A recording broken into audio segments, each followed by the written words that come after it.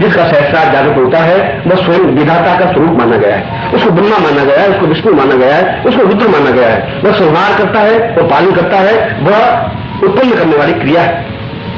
वह नवीन सृष्टि का निर्माण कर सकता है, नवीन स्वर्ग की कल्पना कर सकता है, नवीन स्वर्ग को बना सकता है और मनुष्य को अमृत्यु की ओर अग्रसर कर सकता है। तो मनुष्य को 1000 वर्षों की आयु दे सकता है, वह स्वयं 1000 वर्षों की आयु प्राप्त कर सकता है, वह सिद्धाश्रम में जा सकता है। वह चाहे तो अपने स्वरूप को किसी भी आकार में बदल सकता है और सैकड़ों बार सिद्धाश्रम में जा सकता है, सैकड़ों बार सिद्धाश्रम से आ सकता है, हजारों हजारों वर्षों की आयु प्राप्त कर सकता है। वह चाहे तो 200 साल, 300 साल, 500 साल जिंदा रह सकता है और वह चाहे तो चिर यौवन व्रत बना रह सकता है। यह तभी संभव है जब उस अमृत का पान करने की क्रिया का उसको ज्ञान हो, जब उसको मालूम हो कि सहस्रार से जो अमृत टपक रहा है वह ऊपर उठती हुई शक्ति उस अमृत को अपने मुंह में लेकर के पी सकती हो। और जब पीने की क्रिया होती है, जब वह शक्ति उस अमृत को पीती है तो अपने आप में मृत्यु हजारों करोड़ों मील पीछे हट जाती है। काल उसके सामने खड़ा नहीं रह सकता, मृत्यु उसके सामने उपस्थित नहीं हो सकती, क्योंकि वह अमृत्यु की ओर अग्रसर हो सकता है। वह अमृतमय बन जाता है, वह चेतना युक्त बन जाता है, वो प्राणमय बन जाता है। यह तो जीवन की श्रेष्ठतम स्थिति है, क्योंकि वह सामान्य मानव जीवन नहीं रह पाता है, वह दैविक जीवन बन जाता है। वह किसी भी लोक की यात्रा कर सकता है, वह चाहे ब्रह्म लोक, विष्णु लोक, रुद्र लोक, गौ लोक, मां लोक, भू लोक, भू लोक, तपा लोक, सत्य लोक और चाहे किसी प्रकार का लोक है, वह किसी प्रकार की लोक में यात्रा कर सकता है, सरस्वती जा सकता है, आ सकता है। और सिद्धाश्रम में जाना ही जीवन की श्रेष्ठता और पूर्णता है, पवित्रता है, दिव्यता है। जहां जाने के लिए योगीजन तरसते हैं, उस स्थान तक पहुंचने की क्रिया को तभी संभव है जब वह सहस्रार को जागृत कर सकता है, क्योंकि सहस्रार तो अमृत का एक कुंड है जहां से निरंतर अमृत टपकता रहता है। और वो शक्ति जो आपने ऊपर उठाई है, उस शक्ति के माध्यम से आप उस अमृत का निरंतर पान करते रहते हैं और उस अमृत को पान करने की क्रिया और मृत्यु की क्रिया है। इसलिए जब वहां उपदेशों में कहा है मृत्यु नाम अमृतम गमय, मृत्यु से अमृत्यु की ओर जाओ, इसका तात्पर्य है कि तुम्हें मूलाधार से सहस्रार तक जाने की क्रिया प्राप्त करनी है। और इस सारी क्रिया में तुम्हारा साथ देता है तुम्हारा गुरु, वह गुरु जो स्वयं ब्रह्ममय है, वह गुरु जिसकी कुंडली जागृत है, वह गुरु जो सहस्रार जागरण कर चुका है, वह गुरु जो सिद्धाश्रम में जाने में समर्थ है, वह गुरु जो अपने स्वरूप को छोटा और बड़ा कर सकता है, वह गुरु जो अणु से महान, परमाणु अणु से विराट बनने की क्रिया का ज्ञान है, मगर उसके बाद भी सरल है, सामान्य है, सहज है, उसको प्राप्त कर सकते हैं, उसके द्वारा सीख सकते हैं, उसके द्वारा अपने आप को विराट शक्ति में रूपांतरित कर सकते हैं। और इस प्रकार की जब स्थिति प्राप्त होती है तब व्यक्ति स्वयं नादमय बन जाता है, क्योंकि ब्रह्म को नाद कहा गया है। नाद का तात्पर्य है सारा शरीर झंकृत हो जाना।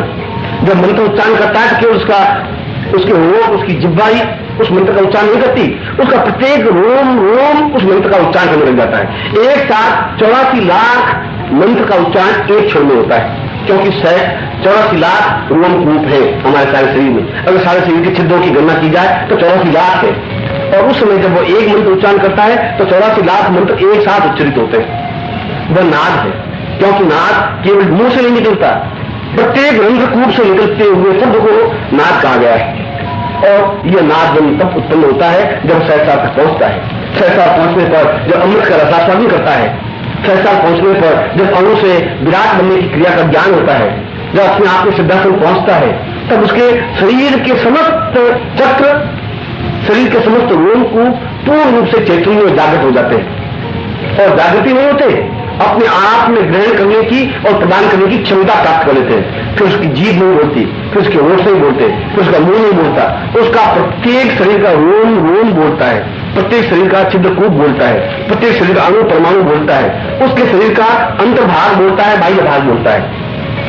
ऐसा व्यक्ति अपने आप में अत्यंत शांतमय और श्रेष्ठ क्रिया का अधिकारी बन जाता है। ऐसे व्यक्ति को परमहंस कहा गया है, पूर्णता कहा गया है, सोलह कला युक्त कहा गया है। मगर ऐसा व्यक्ति अत्यंत साधारण होता है, धोती कुर्ता पहना हुआ सामान्य रूप में, तुम्हारी और मेरी तरह, उसमें कोई विशेष अंतर नहीं होता, मगर उसके शब्द में एक सच्चाई होती है, एक श्रेष्ठता होती है, एक वजन होता है, ताकत होती है, एक क्षमता होती है। वह जो कुछ कहता है वो सत्य होता है, वह जो कुछ चाहता है वो कर सकता है, वो प्रकृति में हस्तक्षेप कर सकता है, प्रकृति को अपने अधीन कर सकता है, प्रकृति को अपने अनुकूल बना सकता है।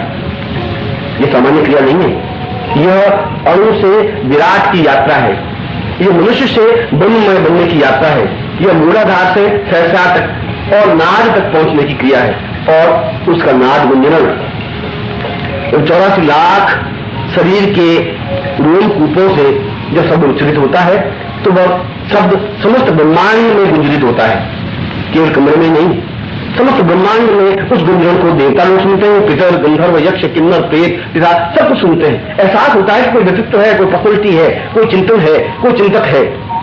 वो अपने आप में संपूर्ण ब्रह्मांड में समावेश हो जाता है, संपूर्ण ब्रह्मांड उसके अंदर समावेश हो जाता है, ब्रह्मांड का एक भाग बन जाता है। वो सूर्य लोग, चंद्र लोग और जो भी लोग हैं वे समस्त लोगों को अपने अंदर में समेटे हुए खड़ा होता है। ऐसी स्थिति बनने की क्रिया कुंडलिनी की सहज स्वाभाविक क्रिया है। और इसीलिए इस कुंडलिनी के जागरण में, इस नाद ब्रह्म के जागरण में मनुष्य की पूर्णता, श्रेष्ठता, पवित्रता और दिव्यता है। और यहीं पर उपनिषदकार ने कहा है, पूर्वं सतां पूर्वमदेव रूपम आत्मानुरूपम मनुतोरणीयां महत्वपूर्णं महतं सदैव ब्रह्माण्डमेवं भूतैवदैवम्। उस अणु से विराट बनाने की क्रिया केवल गुरु जानता है। वह मनुष्य से देवता तक पहुंचाने की क्रिया केवल गुरु जानता है। वह सूक्ष्म से विराट और सूक्ष्म से महान बनाने की क्रिया केवल गुरु जानता है। वह मूलाधार से सहस्रार तक पहुंचाने की क्रिया केवल गुरु जानता है। और इसीलिए जीवन का आधार गुरु है, यदि वो सही अर्थों में गुरु है। मेरे श्लोक में कहा गया है, गुरु हृदय हितांग पूर्व सदैव रूपम सदगुरु वही प्रणम्यम प्रणम्यम प्रणम्यम।